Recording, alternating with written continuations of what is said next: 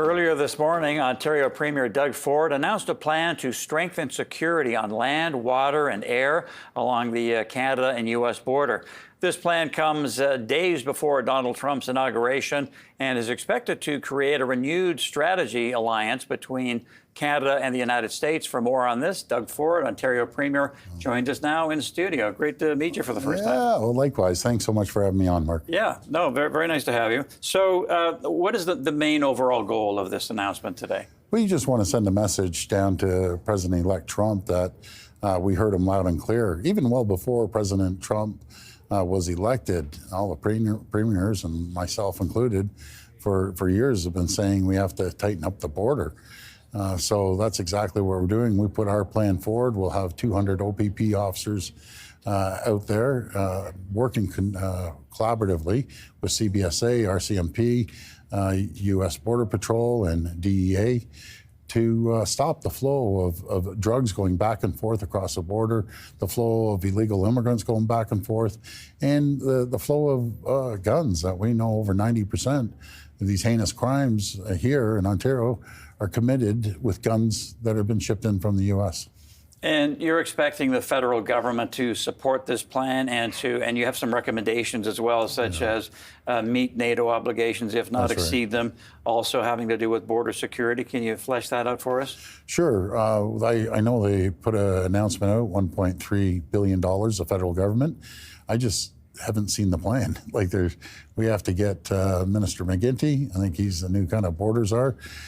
He has to come out and give us a plan, a concrete plan on how he's going to support the CBSA officers and the border. And when it comes to the 2% NATO commitment, I have to give my colleague, Premier Rob Canoe from Manitoba. He's been pushing this as well, and he's an absolute champion. We can't continuously just rely on the U.S. to protect our country. We're part of NATO. We have to fulfill the commitment at a 2% minimum. Now, in terms of President-elect Trump, you've been premier since 2018. I'm curious about your previous dealings with him and how you deal with him, and how do you think he'll react to this? Well, you know something, he should be happy that we're securing our border. He should be happy that we're committing the premiers. We have to get the federal government on side, the 2% NATO commitment.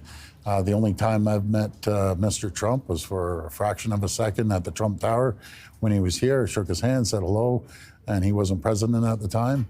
And I guess things are different now. He's the president, most powerful person in the world right now. But we're taking a different approach. We want the AMCAN approach, Fortress and AMCAN. Work together, make sure that both countries are the most prosperous, richest, safest countries in the world.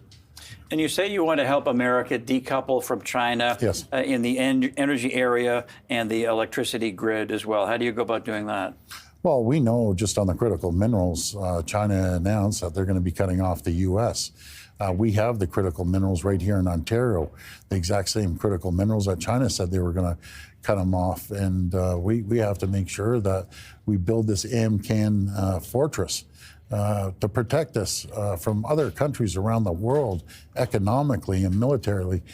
We know that China is shipping in cheap parts into Mexico, and Mexico slapping Made in Mexico stickers on and shipping them up through the U.S. and Canada, costing American and Canadian jobs. That's unacceptable. Now, you also, in terms of China tariffs, you want the feds to match any U.S. tariffs on China. What's the importance of this, and what could be the consequences of a potential trade war if they did that? Well, we got to protect our supply chain, and we're so integrated with the U.S. You know, we're the #1 export destination as a country to 28 states. I'll speak for Ontario. We're the #1 export destination to 17 states and #2 to 11 other ones. The auto sector, the auto pack's been around since the 1960s. Parts can go back and forth 7, 8 times before they get assembled. So we have to protect our supply chain, both the U.S. and Canada. It's interesting when you describe, and it's also, I think, important to remember the size of Ontario's economy and the amount of trade. If it were a standalone country, it's substantial. We'd be the 3rd largest trading partner in the world to the United States. Ontario alone. And we're the #1 export destination, Canada is, to the U.S. So we're their #1 customer. You look at other areas, be it potash, at 87% of the potash from Saskatchewan goes down to the U.S. to keep their agricultural sector moving. Uranium that comes from Saskatchewan gets processed in Port Hope in Ontario here.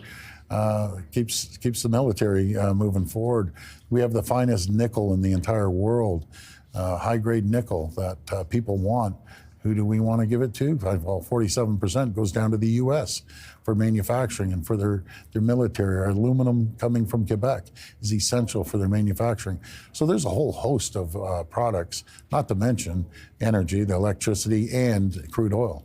So there's a wide range of goods, and we just want to be stronger, work together.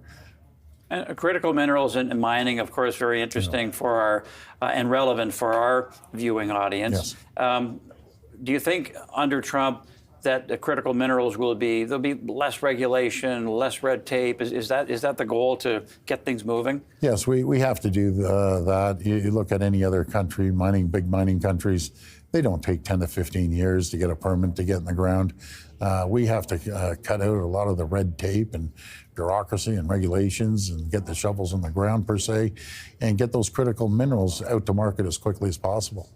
Now, in terms of imposing tariffs on the U.S., it's not the route you want to go, but are you open to that if it comes to that? Yeah, that's the last thing I want to do. I want to ship them more critical minerals, more energy, more of everything.